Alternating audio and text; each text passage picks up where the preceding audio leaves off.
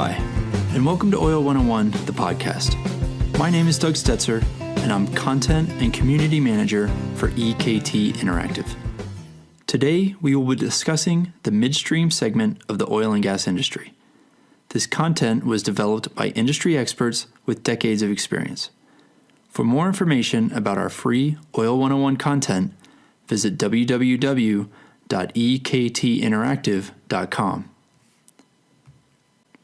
This midstream overview includes segments on business characteristics, key participants, and discussions on the main functions of midstream of gathering, processing, transportation, and storage of crude oil and natural gas. We'll also be highlighting some of the differences between oil and gas at this phase. So, what is midstream?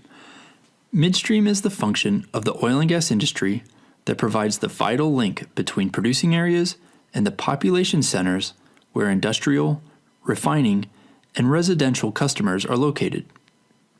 Field gathering, processing plants, and transmission pipelines are the major assets in the midstream industry. Transportation assets include marine vessels, railroads, and trucking fleets. Storage assets also exist throughout this chain. With the commercial success of U.S. oil and gas shale plays, the midstream business segment has taken on new importance.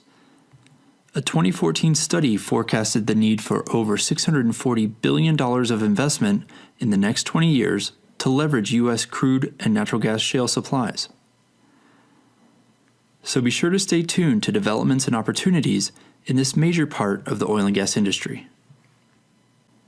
The four key characteristics of the midstream segment is that it is generally low risk, it is highly regulated, especially the pipeline components, asset investments are dependent on the health of the upstream, and oil and gas prices affect demand.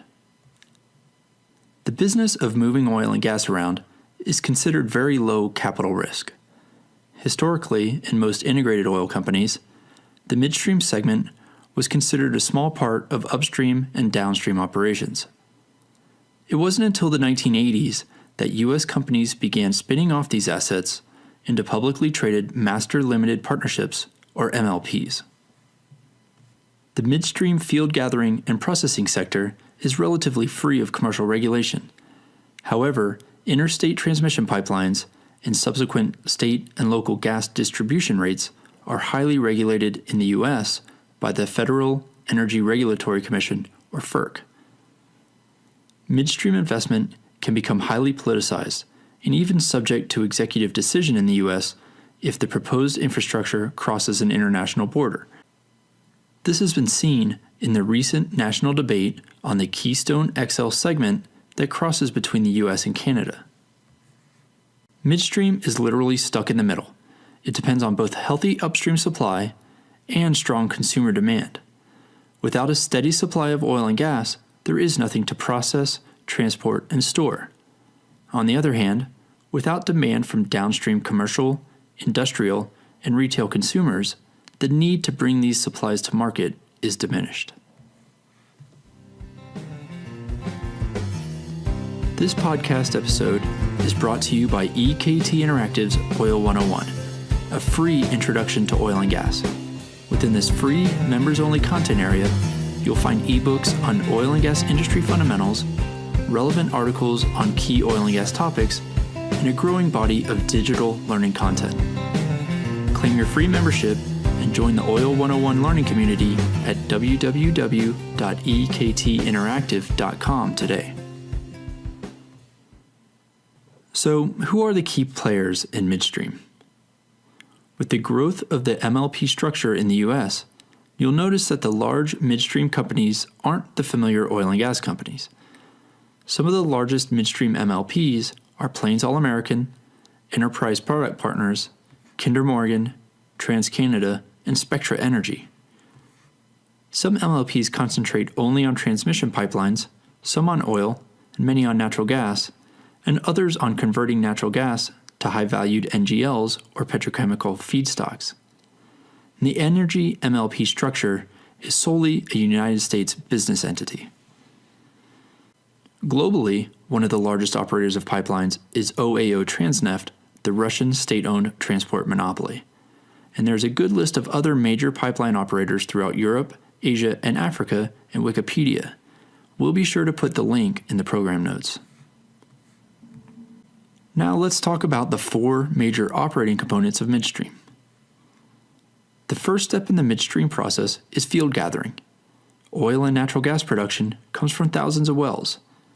Oil is moved through a spider web of small diameter pipelines to a central location. Here, a tank volume large enough to efficiently be sent to a refinery by truck, pipeline, or barge, or even rail is gathered.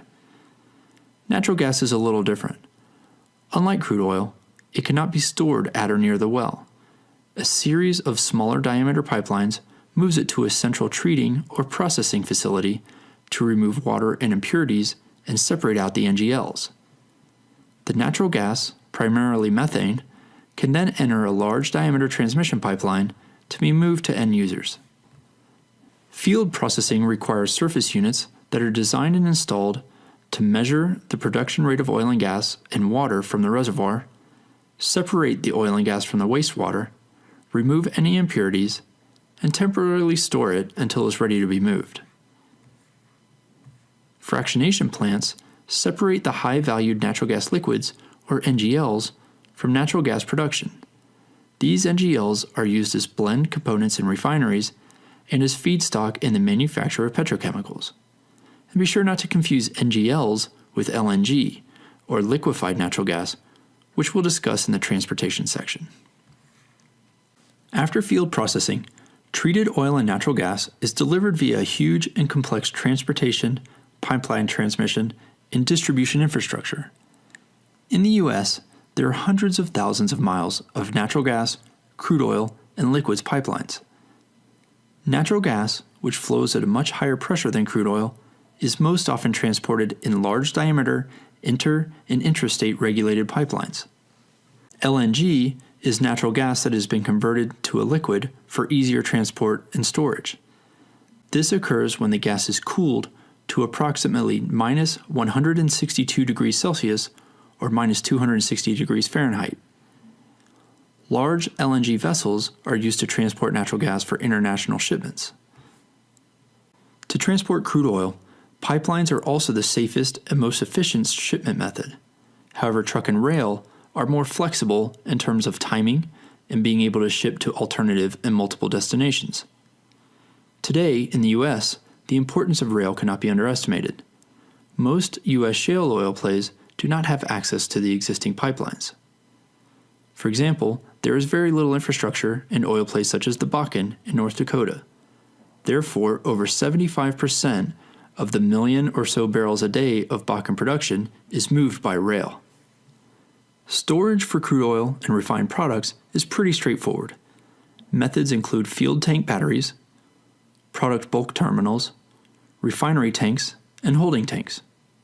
But natural gas is different. Because of its large volumes and high pressures, natural gas is generally stored underground until it is ready to be transported to market. Depleted gas reservoirs, salt caverns, and aquifers are common storage facilities. Thanks for listening, and we hope you've learned a few things about the midstream segment of the oil and gas industry.